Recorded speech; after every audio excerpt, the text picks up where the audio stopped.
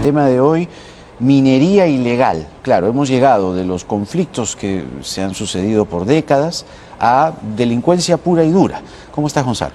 Buenas noches, Jaime. Un día triste. Así es. Y vamos a seguir hablando de temas tristes porque esto de la minería ilegal parece que es algo que se nos está escapando de las manos, ¿no? Ya no solo es un tema de conflictos sociales, etcétera, sino de economías y por tanto de organizaciones criminales. En el extremo, no quiero decir que todo, evidentemente. Pero hay un mundo ahí complejo que hemos dejado que pase bajo el radar y que nos está golpeando. Y la semana pasada tuvimos la noticia de los 14 muertos en Atico. Entonces, eso pues nos ha motivado a proponer este tema para discutirlo con nuestros distinguidos invitados de hoy, que son el señor José Farfán, que es presidente del Instituto de Promoción y Formalización de la Minería a Pequeña Escala, y Pablo Bryan, que es historiador y especialista en recursos naturales. Buenas noches a nuestros distinguidos invitados. Por estar aquí. De repente podríamos comenzar un poco con que nos cuenten un poco qué pasó en Atico, de una manera un poco, de repente Pablo, tú, resumida para que la gente tenga una cosa un poquito más clara que simplemente esta noticia puramente policial, digamos. Bien, gracias. Primero que nada, agradecerles por la invitación. Como ustedes han dicho, un día triste. Y bueno, yo me sumo además a otra noticia triste, ¿no? Que quisiera darle las condolencias a la gente de gestión y a la familia de Julio Lira, ¿no? Por la muerte de su director durante tantos años, con quien tuve el gusto de trabajar. Entonces, desde la fundación. Desde la fundación de gestión, ¿no? Entonces, mis condolencias a ellos, primero que nada. Bueno, el tema en realidad es bien interesante desde el punto de vista, digamos, un poco sociológico, porque lo que tú tienes aquí es, en primer lugar, una minera formal, mediana minera, ¿no? Que es Intigol, que en el 2013 sufrió un problema porque tenía una relavera y vino un huaico y se llevó la relavera. O sea, fue un accidente, ¿no? Y desde entonces no pudieron, digamos, poner en marcha, ¿no? la empresa por distintas razones, porque no tenían los recursos para pagar las multas, para poder restablecer el tema, y de pronto se encontraron con una serie de deudas y una solución inesperada, que fue comenzar digamos, a alquilar o ceder, concesionar, si se quiere, parte de la mina para que lo explotaran en principio los mismos trabajadores, ¿no? Con el tiempo esta situación se fue, nunca quisieron que se inscribieran como reinfos, y posteriormente ¿Podemos explicar qué es reinfos para que la gente...? Los reinfos es el registro para poder ser formalizado, ¿no? Entonces, para poder estar como reinfo... Para hacer el procedimiento de formalización. Digamos, estás en el registro de que estás en vías de formalización, ¿no? Es la primera fase. Quizás aquí después el señor Farfán nos podría explicar mejor cómo es ese proceso. Pero finalmente no pudieron, digamos, no querían que esta gente se integrara y decidieron sacarlos entregando esas mismas concesiones a otra gente. Entonces se hacían especie de desalojos, ¿no?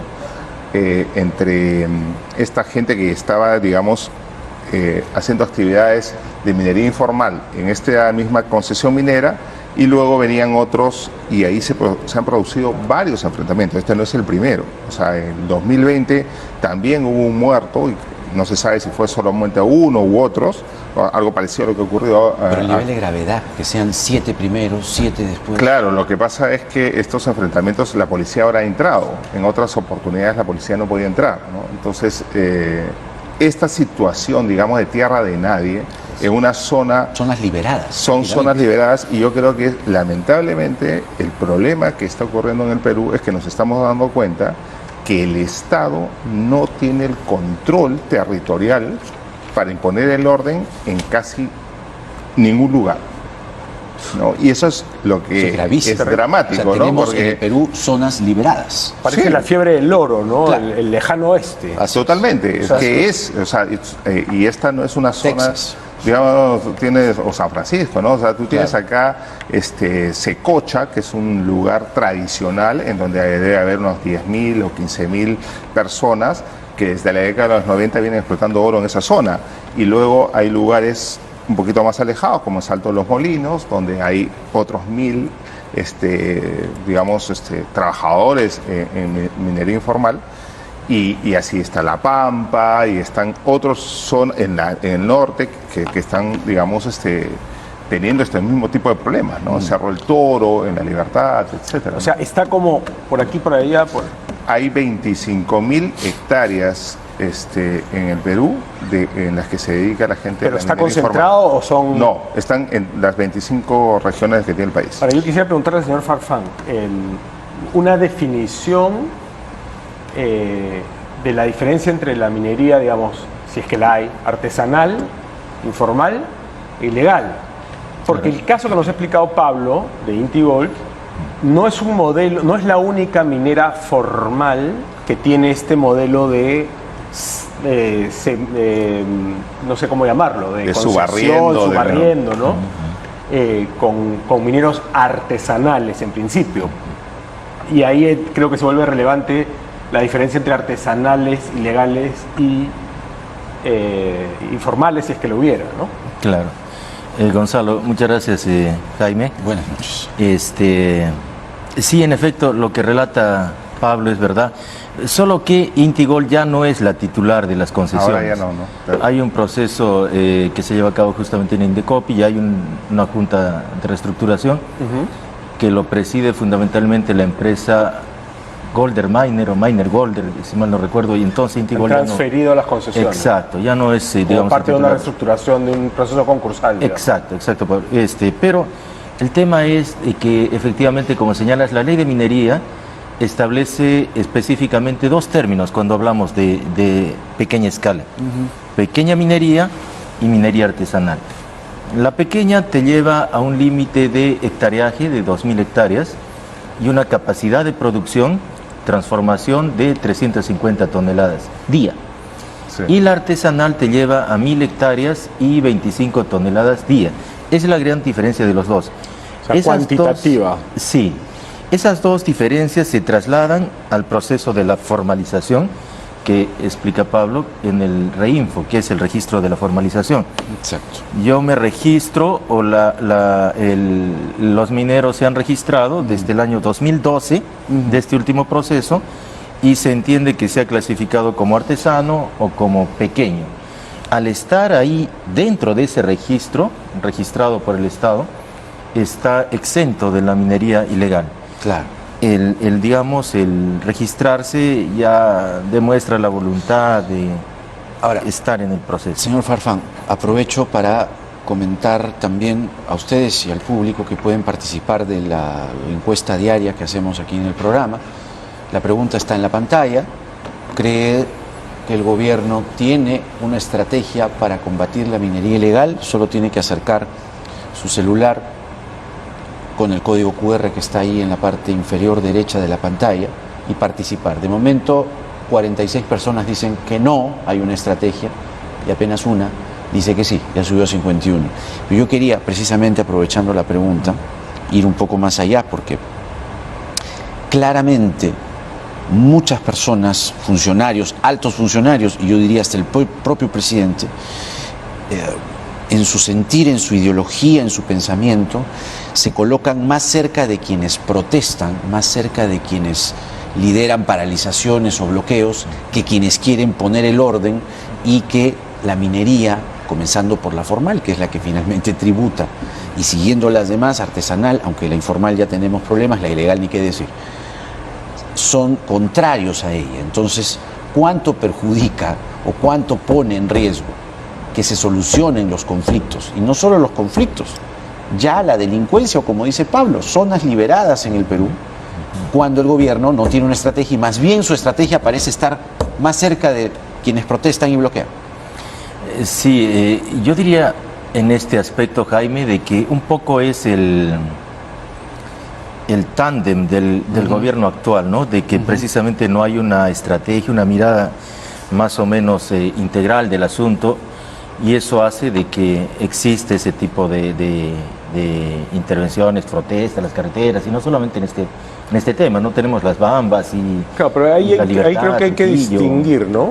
Es decir, el manejo, en mi opinión, pero sé que es discutible, totalmente negligente de los conflictos sociales, que son conflictos entre las personas, los ciudadanos de la zona de influencia, y esto de la minería ilegal, que puede también ser parte de la zona de influencia, puede ser una actividad razonablemente integrada, pero que llegan a estos extremos de criminalidad. Pero que las cosas ya se están mezclando, ¿no? O sea, si tú, por ejemplo, te pones a ver lo que ha ocurrido en Antabamba, en Apurímac, que está muy cerca de las Bambas, y en las mismas Bambas, ha habido ataques y destrucción de campamentos mineros en Antabamba, ¿no? El campamento de Ares, el campamento de Sauder, en el proyecto Chancas, han sido destruidos por mineros ilegales o informales, ¿no? Por lo menos esa es la información. Y luego el ataque que sufre Las Bambas, la empresa minera Las Bambas, de parte de comuneros, supuestamente de Pumamarca, en diciembre del año pasado, en realidad eran también mineros ilegales, ¿no? Que estaban en las concesiones de Las Bambas, produciendo, sacando cobre en este caso, ¿no? Entonces, y ese es el otro fenómeno que tú puedes observar, ¿no?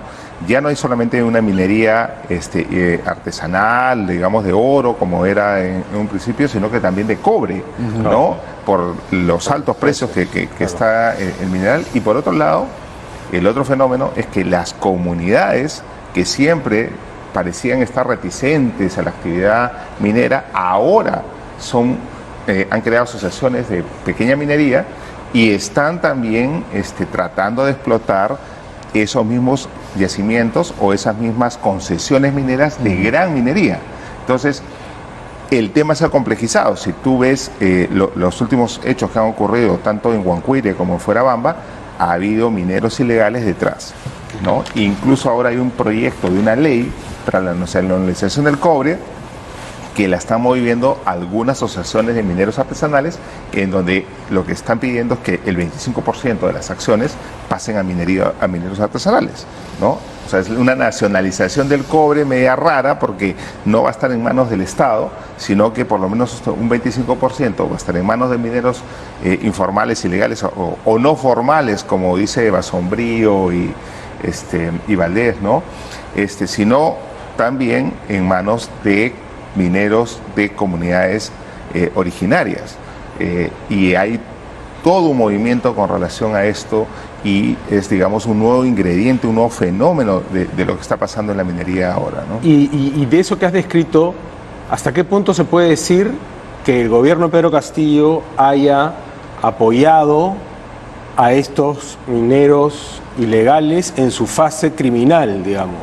Y haciendo las distinciones, ¿no? Porque creo que no todos los ministros, pensaría que la actual ministra no, además ella viene de la pero sí, pues, formalización, ¿no? Ugarte, ¿no? Que no fue ministro de Energía, pero sí PCM, y por lo menos por omisión, y seguramente acá voy a decir algo controvertido porque tiene sus grupis, la señora Mirta Vázquez también, en mi opinión, por omisión los apoyó. ¿Qué opina usted, señor Farfán? Sí, me parece que la perspectiva que señala Pablo es lo que está sucediendo, ¿no?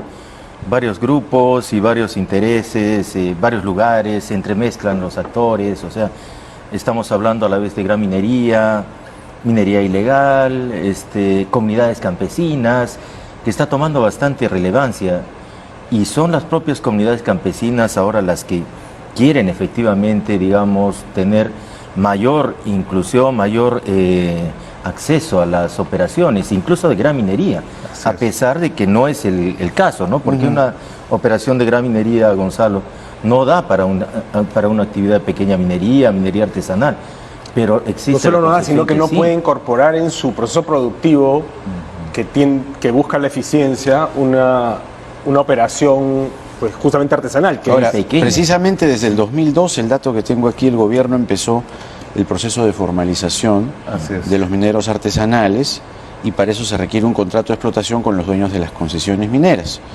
Y lo que dice acá es que ese ha sido el principal problema que han tenido, ya que ningún titular quiere dárselos por miedo a perder derechos sobre esa tierra. ¿No? Sí, hay un Es un problema detalle que lleva mucho tiempo que el Estado no ha abordado y no tiene idea, y hoy menos, ¿no? O sea, no es de ahora, no es de hace un año, es un tema Claro, que lleva se viene 10 arrastrando años hace esto, ¿no? Exactamente, 10 años, ¿no? Con todo lo que ello acarrea. Sí, y ahí, Jaime, también el tema es de que, como decía aquí Gonzalo, estamos hablando de la propia población.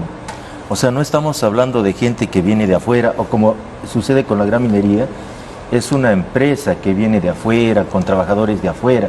Es la propia gente del sector la que se empodera del lugar y entonces está trabajando.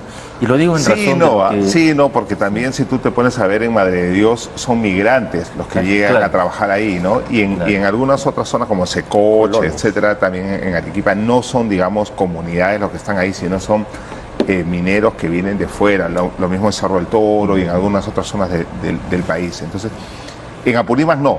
En Apurímac sí la cosa es que son las propias comunidades las que están exigiendo esto. Entonces, ahí sí hay un tema relativo. Y con relación a lo que tú decías, disculpa que te interrumpa, creo que vas a coincidir conmigo en esto, es que el problema es de que tú tienes acá dos derechos que se enfrentan. Porque por un lado tienes a las comunidades que son dueños de la tierra superficial. Correcto. Y el subsuelo, supuestamente, de acuerdo a la Constitución, es del Estado. Pero el Estado lo ha concesionado a un tercero. Por lo general, una gran empresa minera. Exacto. Que a es lo eso que va a teníamos hacer que explorar. llegar. A eso teníamos que llegar. Estos empresarios piden hasta 50% de las ganancias. En algunos casos sí, ¿no? Eso es Y lo ahí que viene ha el pasado problema. en Intigol, por ejemplo, ¿no? Ya, a ver, pero yo no quiero citar estrictamente a De Soto, es una idea que viene, Gersi la promueve también y otros también, a mí me parece una idea razonable. Más O bien, por lo viene menos- del mundo por lo anglosajón, menos, ¿no? Viene del mundo exactamente. anglosajón. Ahora- El subsuelo, que sea de quien posee la superficie. Ahí, El otro día se lo pregunté a Roque Benavides y se puso furioso. Dijo, no, ¿por qué? Bueno, eventualmente podemos discutirlo, pero ahora no es así. Ya, pero ¿por qué no discutimos eso? Puede que ahí esté el problema. Bueno, porque lo que pasa es que el país, digamos, necesita de los recursos, estos recursos, para financiar un montón de cosas. Entonces, eso es verdad. el subsuelo es de la nación, ¿no? Y además, esto no es una cosa que como decía, viene del derecho anglosajón. En el Perú la tradición es distinta, ¿no? O sea, esto viene, digamos, desde la época de los incas, ¿no? Y luego pasa durante la corona española, que se pagaban los 2/9 reales, ¿no? De hecho, de alguna manera la guerra con Chile se debe a eso, cuando el Perú le pone un impuesto al salitre, ¿no? Y entonces esto genera pues un malestar en el gobierno inglés, etcétera, y bueno, la guerra se desarrolla, entre otras causas, por este impuesto que tanto Bolivia como el Perú le ponen al salitre, ¿no? Entonces, pero si me permites, hay una interrupción, Pablo. El régimen actual no recauda mucho por regalías, ni por concesiones, ni por derecho de concesión. Sí. Recauda por impuesto a la renta exacto. y por impuesto a las ganancias extraordinarias. Entonces, eso también se tendría si los dueños fueran los... O sea, porque alguien va a explotar, no necesariamente la comunidad puede vender su tierra o ella misma darla en concesión, y se va a producir la riqueza y se va a producir la renta y se va a tributar. Ahí hay un tema de protección, ¿no? A la tierra comunal, ¿no? También, o sea que porque... Ahí, Pablo, yo diría que lo que señala Gonzalo es la forma de explotación, o sea, la dimensión de explotación. Una cosa es Santa Mina, una cosa es Cerro Verde, y otra cosa es una operación como Secocha, que señala Pablo, que son operaciones de pequeña minería. Cantidad O sea, de hectáreas, pues ya. sí, la ¿No? dimensión Tú es tienes un diferente. terreno y dices, ok, si soy dueño del subsuelo, Pero Jaime, arreglamos entre los dos. yo creo que una de las vertientes de solución viene por lo que señalas, ¿no? Porque este minero que está trabajando, el minero que está en formalización, está en el sitio, ya está trabajando, no está necesitando la concesión. Entonces se aplica lo que Además, lo otro es está que señalando. en Exacto. ese modelo Exacto. es titular el dueño formal de la tierra, no el posesionario, ¿no es cierto? Entonces, ahí hay, Exacto. presumo yo, problemas de catastro también. Sí, ¿No? ese es el problema. Además, a eso además se agrega el tema de quién regula a quién. Porque, digamos, una gran minera es regulada por el Estado, por el Ministerio de Energía y Minas. Claro. En cambio, la pequeña minería o la minería artesanal es regulada por los gobiernos regionales. Entonces tienes aquí una serie de problemas, las concesiones las cuida el Estado, además son propiedad del Estado, ¿no? Pero el pequeño minero tiene el dueño del terreno superficial, o sea, ya está ahí, y por otro lado, su, digamos, ente regulador o su administrador, en este caso, es el gobierno regional, ¿no? Entonces ahí se generan una serie de cruces, una serie de problemas, además de cómo se da la legislación, quiénes son los que la Y yo legislan. agregaría también probablemente una serie de clientelismos entre Muy- políticos y... Bastante. A eso va a llegar, pero el clientelismo pasa por el clientelismo local. Sí, claro, estoy Regional, pensando, incluso sí. congresal. Estoy pensando sobre todo en los clientelismos locales. Creo que los clientelismos nacionales recién los estamos empezando a ver, cuando esto agarra mucho mayor escala. Y agarra mucho mayor escala, como tú dices, un poco, presumo yo, que porque los precios de los minerales aumentan. Ahí- Considerablemente en los últimos Ahí, años. Gonzalo, lo que ustedes señalan es, de hecho, el precio del mineral es un factor determinante, ¿no? Un gramo está a 200 soles. Un gramo, un minero que puede hacer un gramo al día o dos, la población altoandina... De oro estamos hablando. Sí, de oro. La población altoandina o donde está desarrollándose la producción, tener un ingreso diario de 100 o 200 soles, Jaime, Por Dios. es tremendo, ¿no? Entonces, Te para la olla no hay y tienes para competencia, vivir, claro. no hay competencia, Jaime. Entonces, lo que tú señalas justamente está planteándose en un nuevo proyecto de ley que ordena. El año pasado se terminaba la formalización y se ha postergado 3 años más hasta el año 2024. Y uno de los mandatos justamente es una nueva ley. Y uno de los temas centrales es el tema concesiones, ¿no? Porque es una verdad que el minero está trabajando, pero otro es el dueño de la concesión. Claro. Queremos repasar la encuesta, cómo vamos a ver.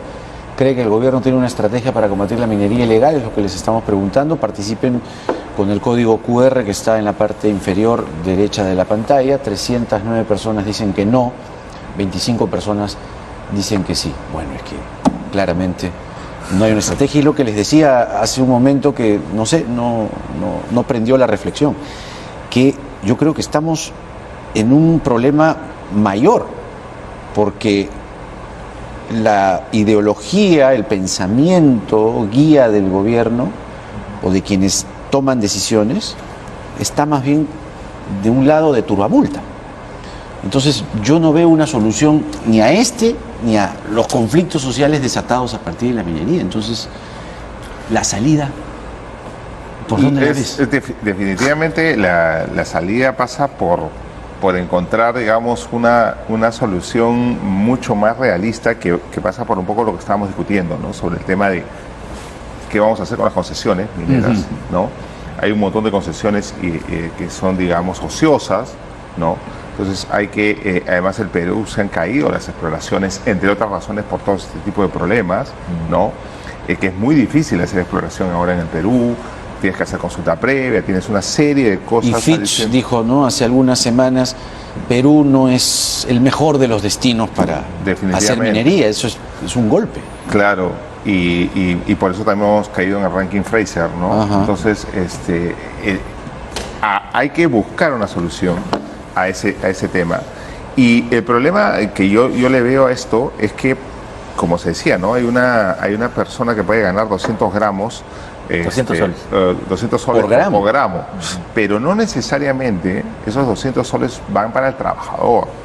Porque lo que hay que reconocer es que una cosa es ser el dueño de esta operación minera, chica incluso, y otra cosa es trabajar en esas condiciones.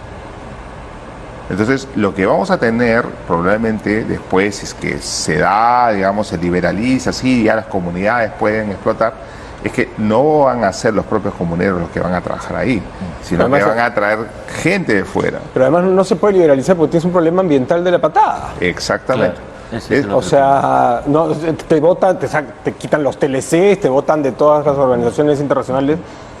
Si la política de Estado es, bueno, vayan con sus dragas ahí, ¿no? O sea, Lo que quieran. no es realista. Claro, eso es básicamente en la selva, ¿no? En Madre de Dios, etcétera, donde ahí sí tienes una minería ilegal claramente determinada porque están haciendo actividad minera en zonas prohibidas, ¿ya? Entonces eso sí es ilegal 100%. Ya. Lo otro todavía es una cosa media rara. Pero en ambos casos ilegal. son contaminantes, o sea, lo que es... Totalmente contaminantes. O sea, en la sierra, digamos, no sé los detalles. Bueno, hace pero- poco, por ejemplo, en La Rinconada se rompieron dos relaveras Deslizamiento. y hubo un deslizamiento y se inundaron los pueblos. O sea, imagínate que eso hubiera pasado con una minera Claro, formal. A eso ¿no? eso iba. Conozco por algunas personas cercanas algo de lo que son las regulaciones ambientales mineras y son pues hiper exigentes. Claro, tienes un sector súper regulado como es el minero formal, pero con 50 regulaciones de todo tipo,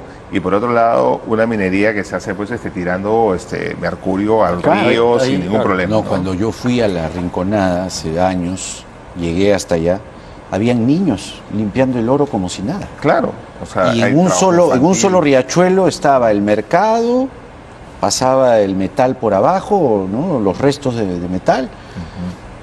Dios mío, o sea, Y el también haces en La desmadre. Pampa y otros lugares. Sí. Ahí yo quería afirmar lo que dice Pablo en el sentido de la vigencia de las concesiones, ¿no? Un poco afirmando eso porque son 30 años que uno tiene para explotar. 30 años es un montón, no te permite Así ni es. explorar, ni invertir. Los mineros informales también pueden haber terminado ya la riqueza del yacimiento. O sea, 30 años es demasiado. Esto empezó con la ley de minería con 7 años y a partir de allí una penalidad y una extinción a partir de los 15. Pero ahora son 30 años. Es demasiado, Jaime, para mantener una concesión ociosa, como dice Pablo. Y eso entonces también necesita una mirada urgente, ¿no? Porque en Pero 30 vamos años... a eso, pero retomando la pregunta de Jaime, que era cuáles pueden ser las salidas. O sea, a grandes rasgos, porque claro, no podemos entrar pues en el detalle de la letra chiquita, pero sí, qué medidas, primero, digamos, de ordenamiento, si se quiere, y luego más de política, se pueden tomar para empezar a ordenar, darle sentido, y estoy hablando transversalmente, porque supongo que algo de eso también tiene que ver con lo que decía Pablo de la presencia del Estado, para empezar. Primero que nada, es el tema de dos preguntas clave, Jaime. ¿Quiénes son? ¿Dónde están? Si logramos contestar el quiénes son y dónde están, es el primer gran paso que podríamos lograr en una eventual política. ¿Por qué? Porque mucho se dice en todos los escenarios de que los mineros artesanales, los pequeños mineros son 1.400.000, 500.000, 250.000, 100.000, han ingresado al registro de la formalización la última oportunidad 88.000. 88.000. De esos 88.000 han presentado el instrumento ambiental 23.000. El tema del número es determinante y al final de cuentas, si son realmente 400.000, son 400.000 por 3 que se digamos que puede reproducir su labor. O sea, estamos hablando de alrededor de 1 millón y pico personas. Pero el otro tema allí es, si bien es cierto estamos hablando de 400.000, 800.000, 1 millón de personas, lo que se formaliza o lo que debe ser objeto de visualización del Estado es la unidad minera. Claro. Porque hay una unidad minera y unidades mineras no deben haber más de 10.000. Eso es lo que tenemos que Con visualizar lo cual, primero, lo que ¿no? está sugiriendo es que el tema es más manejable de lo que se cree. Totalmente, Gonzalo, totalmente, porque si no vamos acotando el problema, lo vemos con una dimensión inmensa y, Pablo, son 6 regiones fundamentales, lo digo siempre, en las que está casi el 80% de esta actividad. Madre de Dios, Puno, Arequipa, Ayacucho, Ica, La Libertad Y Apurímac. y Apurímac. Se acabó. Es todo. Porque no está pues en las otras regiones, ¿no? En Ancash hay, pero no es mucho. En Lima también, pero no es mucho. Si el país, por la política de Estado que dices, Jaime, abarca las 6 regiones, casi el 80% de esta situación. Ya, pero entonces los ubicamos, sabemos quiénes son, las unidades mineras, y de ahí, ¿qué más hacemos? De allí lo que tendríamos que hacer, Pablo, es el tema de la venta de su mineral. Porque acuérdate que estamos diciendo que estos señores ya están trabajando. Sí. Y la venta del mineral también no tiene mucha claridad. El famoso término de trazabilidad entra acá, ¿no? Porque yo necesito saber como comprador de dónde es ese mineral. Y sabiendo esa variable, yo puedo llegar a desentrañar quién lo hizo y cómo lo está haciendo, qué insumos está utilizando también Gonzalo, ¿no? Se utiliza explosivo, se utiliza mercurio, combustible. Y todo eso las instituciones que están a cargo... ¿Cómo se blanquea esa plata? Porque, a ver, yo presumo que los compradores de oro en Suiza más bien piden trazabilidad. Por tanto, debería sonarles alguna alarma en algún momento de que alguien les está vendiendo un oro que viene del lado ilegal. Entonces, ¿cómo se está blanqueando ese oro? Uno es por exportación, o sea, sale por Bolivia, sale por Colombia, sale por Ecuador, y ahí, digamos, ese oro adquiere una trazabilidad distinta, ¿no? O sea, ya sale como que si fuera de producir en Bolivia o en Colombia, ¿no? Pero ahí, Pablo, el otro tema, y es un dato increíble, Jaime, el BCR, Gonzalo, tiene 189 toneladas de exportación en el año 2019, 190 toneladas de exportación, pero registradas en el Ministerio de Energía y Minas 128 de oro. Sí. Una diferencia de 60 toneladas que salen por el Jorge Chávez. Nosotros mismos, Callao, ¿no? Bueno. La SUNAT, claro, no está haciendo su chamba. Son 60 toneladas que salen ya, de alguna forma. ¿Cuál es el dato certero? Claro, pero ¿cómo haríamos para darle una regulación completa? A ver, mira, tratemos de apuntar. El tema, en primer lugar, tú tienes que entender que la informalidad que hay en el sector minero no es exclusivo del sector minero. O sea, tienes que ponerlo en contexto nacional. Entonces, ¿qué pasa con los insumos? ¿No? O sea, estos insumos llegan a estas unidades mineras o estas plantas, y ahí no hay ningún tipo de regulación. Y yo creo que no sé qué está pasando con SUNAT y con el Estado en general, pero a quien hay que regular, porque no puedes llegar a todas las unidades mineras, sí puedes llegar a las plantas de beneficio, que es donde se procesa el mineral y donde finalmente termina convertido en una barra de oro o una barra de cobre. Entonces, tiene que haber una mayor presencia en estos lugares y regular y saber exactamente dónde está la trazabilidad, exigir la trazabilidad. Pero por eso te decía, de ese mineral. Delinear lo que puede estar faltándole a la regulación, o es un tema de presencia. Es un tema de presencia también. O sea, no solamente no todo es regular, porque el Perú tiene un montón de regulaciones hermosas, preciosas, pero ninguna se cumple, ¿no? Y el problema que tiene el Perú, no solamente en el tema de la minería informal, sino en un montón de sectores adicionales, es hacer cumplir la ley. Claro. Porque tenemos leyes perfectas, pero nadie las hace cumplir. Entonces, ahí está el problema. O sea, la presencia del Estado es fundamental. O sea, tú no puedes decir, ¿sabes que no se puede usar mercurio? Y la gente lo usa. No puedes, comercializar con cianuro y la gente comercializa con cianuro. No puedes hacer actividad ilegal en Tambopata y la gente hace actividad de minería ilegal en Tambopata. Y siguen ahí. Eso es por no hay Estado.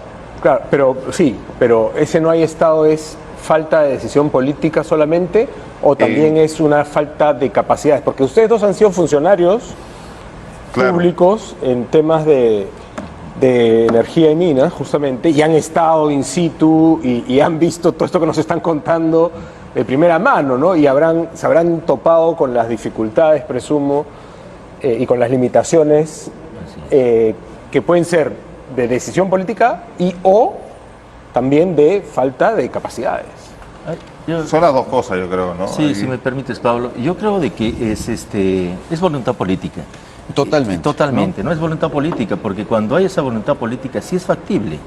Sí es factible y el minero, la persona sabe de que el Estado está aportando. Mira, fíjate en este periodo, Jaime, ya tenemos 5 ministros de Energía y Minas en No, eso es un 9 meses, ¿no? Entonces, Claro, el 9 minero, ¿Qué liderazgo, qué el estado titular, vas a tener si, el ¿no? titular, Si el la minero cabeza sabe del titular perfectamente, no está, pues. y viene hasta la siguiente semana, Así ya no es. está ni la secretaria, Jaime, ¿no? Entonces, en ese interín, ¿qué política podría es. funcionar? Pero si me permites, Jaime, tratando de aportar, como tú dices, me parece que son 4 temas fundamentales. Uno, ¿quiénes son? ¿Dónde están? El universo. No lo tenemos claro hasta ahora, 1. 2, el tema comercialización, porque como dice Gonzalo, es cómo es la trazabilidad, el suizo, cómo es de que recibe el mineral, que trabajamos aquí en el campo, etcétera. Y el otro tema es el de los insumos, que es el mercurio, el explosivo, Exacto. el cianuro y el combustible. Exacto. Y el otro tema central, y la explosión minería en, explosiva. en la Amazonía, básicamente Madre de Dios. Todo mal, porque ninguna calificamos. Tenemos que ir a la pausa rápidamente.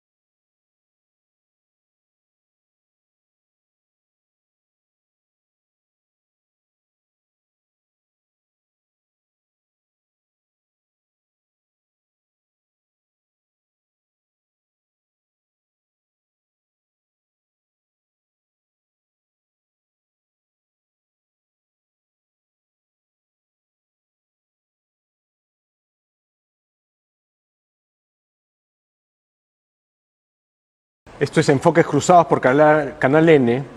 Jaime Chincha y Gonzalo Segarra, un servidor. Estamos conversando con José Farfán y Pablo O'Brien sobre la minería ilegal que nos ha llevado pues, de los conflictos sociales a la criminalidad. Y está Pablo, antes de la pausa, explicando un poco lo que él cree que debería ser este reordenamiento más que el ordenamiento, ¿no? Más que, digamos, cuáles podrían ser las políticas contra la minería ilegal en el Perú. Bueno, recogiendo un poco lo que decía José Farfán hace unos instantes, es que se necesita la decisión política, ¿no? O sea, sin decisión política no hay nada. Y ahí lo que ha habido es que en algunos casos se ha actuado con muchísima crudeza, como fue en la época de Humala, que hubo todos estos temas de la interdicción, en donde pasó, digamos, a ser una figura pública el general Urresti, destruyendo dragas en varios lugares del país. Y por otro lado, también se hizo el operativo Mercurio en la época de Vizcarra, donde se llevó la presencia del ejército a la zona, pero luego esas políticas no han tenido continuidad. Y ahora nuevamente la minería ilegal ha ido a la Amazonía, sigue contaminando estas zonas y se ha retomado este trabajo, estas mafias en estas zonas como es La Pampa, etcétera, y se sigue contaminando. Entonces, si no hay continuidad, no hay decisión política, estas cosas no van a caminar. Yo creo que además la situación, como mencionamos hace un momento, se ha ido degradando cada vez más. Ahora hay otro tipo de actores, otro tipo de situaciones, y ya se están planteando temas bastante complejos, como es el hecho de que las mismas comunidades quieren ahora producir o trabajar estas concesiones, lo cual va a llevar a que proyectos de gran minería no se puedan llevar a cabo en medio de esta situación, si es que no hay una negociación en la que el Estado tenga muy claramente cómo va a negociar este tipo de situaciones, ¿no? Y tenga que haber una política. Y eso pasa por las cosas que planteó José hace unos minutos, pero pasa por definir qué vamos a hacer con las concesiones mineras. O sea, yo creo que lo que va a trabar o destrabar que esta situación salga es el tema de las concesiones mineras. ¿Hacia qué política vamos? ¿Hacia una en que vamos a mantener los 30 años? ¿La persona que tenga la concesión va a poder explotar esos recursos o no? ¿El acceso a los terrenos superficiales? La exploración. La exploración. ¿Quién va a hacer exploración? O sea, no ¿Y qué hay estándares minería... ambientales se van a aplicar también? ¿Qué estándares Porque, ambientales? por ejemplo, el otro día hablaba yo con alguna gente sobre cierre de minas.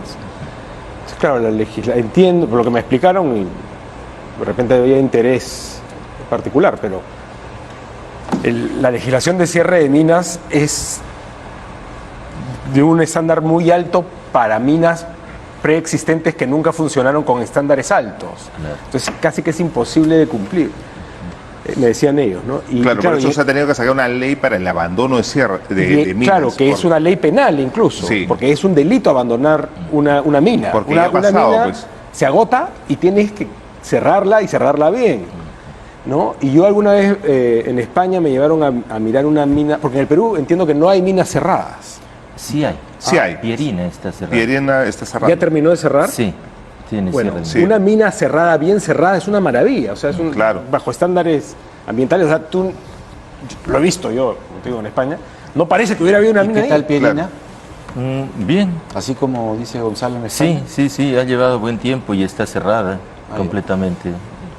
Pero claro, entonces lo que dicen algunos mineros es no puedes poner unos estándares tan altos, o sea, de acá para adelante Claro, sí, pero claro. si la mina ya operó de una manera que ya contaminó, Así es. la La Oroya puede calificar ahí, ¿no? Da Oroya y bueno, todos los pasivos ambientales que tiene el Perú por minas. O sea, tienes recientemente lo que se hizo fue abandonar Quirubilca, ¿no?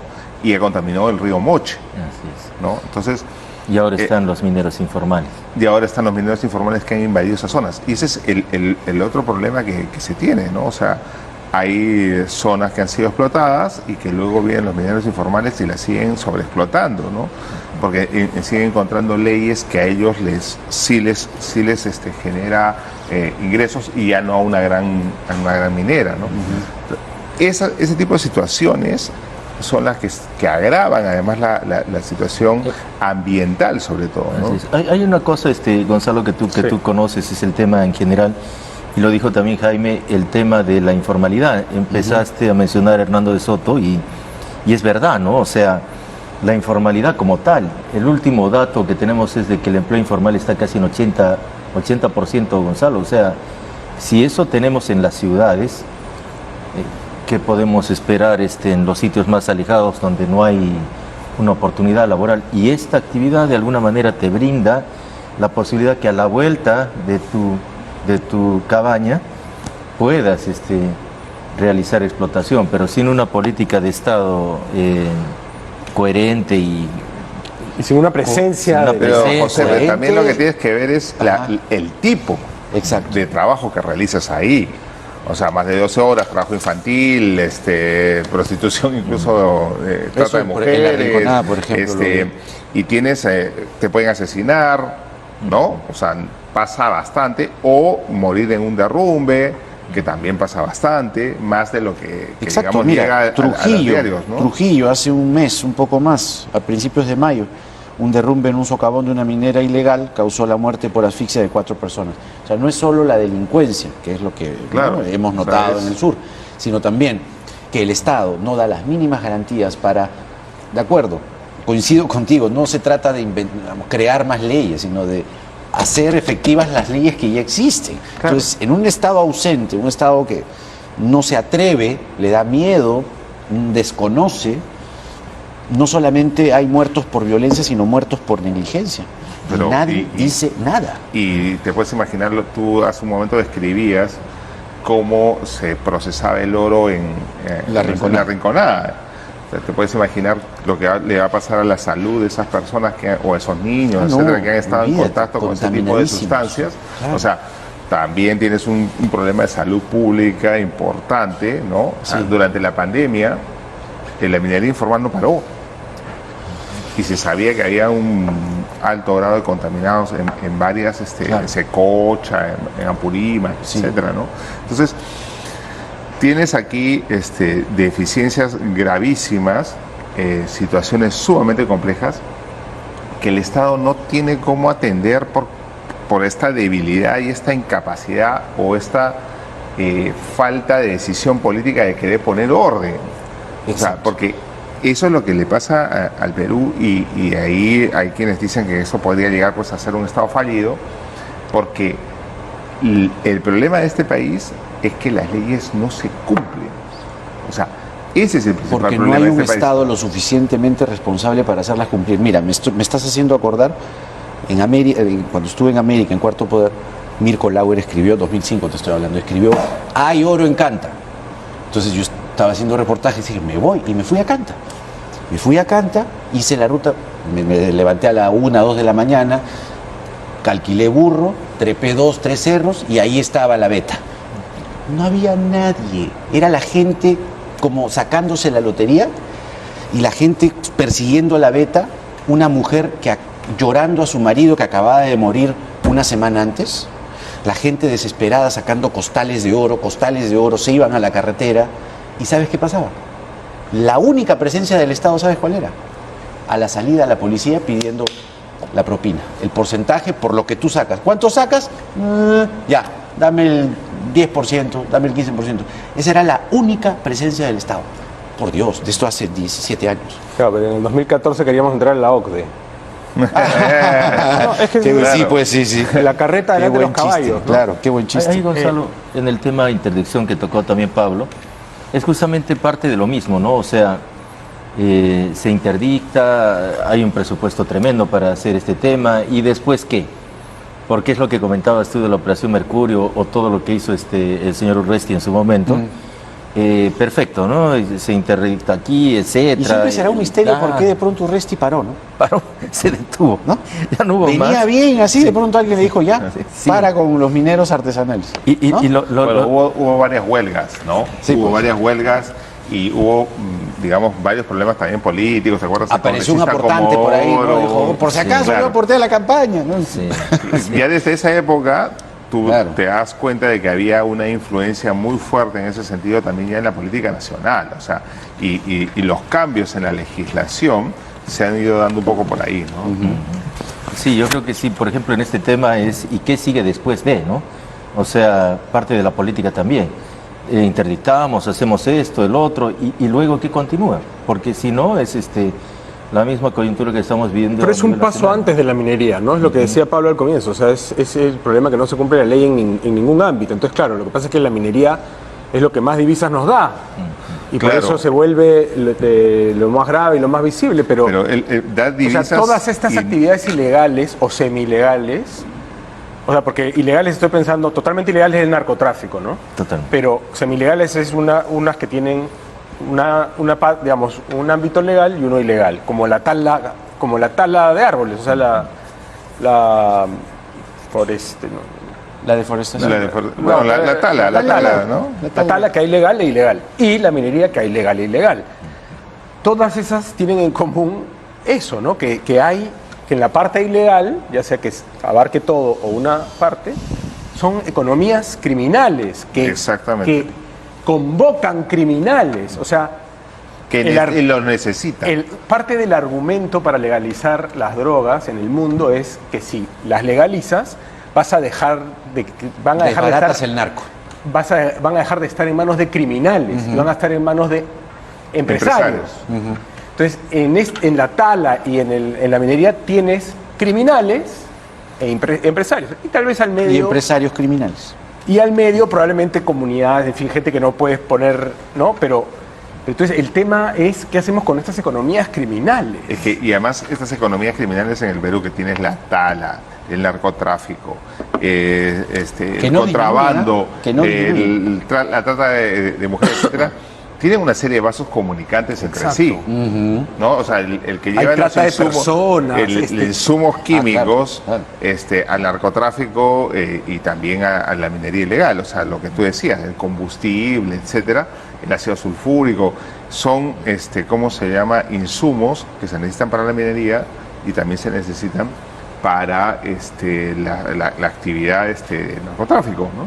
Entonces, obviamente estas cadenas logísticas que existen, ¿no? Y que además generan un lucrativo, digamos, negocio a un montón de gente que no está directamente metida en el negocio, sí tienen pues estos vasos comunicantes, y además los financistas, porque la actividad minera, como tú sabes, sí necesita también tener recursos económicos duros, porque no puedes encontrar, la beta no es que rascas aquí y ya sacaste oro, ¿no? Como lo que contaste encanta, o sea, tiene que haber alguien que financie ese tipo de cosas, ¿no? Entonces, aquí también tienes un problema fuerte de este tipo. ¿Quién está financiando esta actividad? Exactamente. ¿No?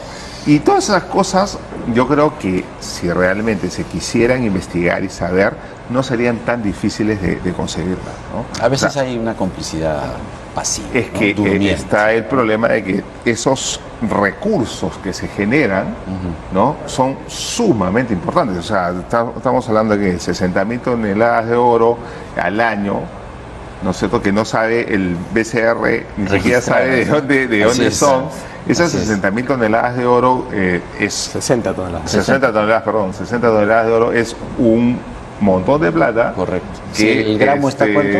200 soles. Ya, pues, échale pluma. Eso lo dejamos de tarea a nuestro público para hacer un poco de matemáticas. Gracias, ¿eh? Gracias por tratar este tema tan interesante. José Farfán, presidente del Instituto de Promoción y Formalización de la Minería, a pequeña escala, y Pablo O'Brien, periodista, historiador, además especialista en recursos naturales. Gracias a los dos. Muchas gracias. Regresamos Muchas mañana. gracias. Nos vemos mañana, Jaime. A las 10 de la noche. Cerramos con la encuesta. Así quedamos. A ver, ¿cree que el gobierno tiene una estrategia para combatir la minería ilegal? Pues claramente no. Sí, apenas dice un 35 personas. Esto no es porcentaje, estas son personas. Y no han respondido mayoritariamente 547 personas. Gracias por estar allí.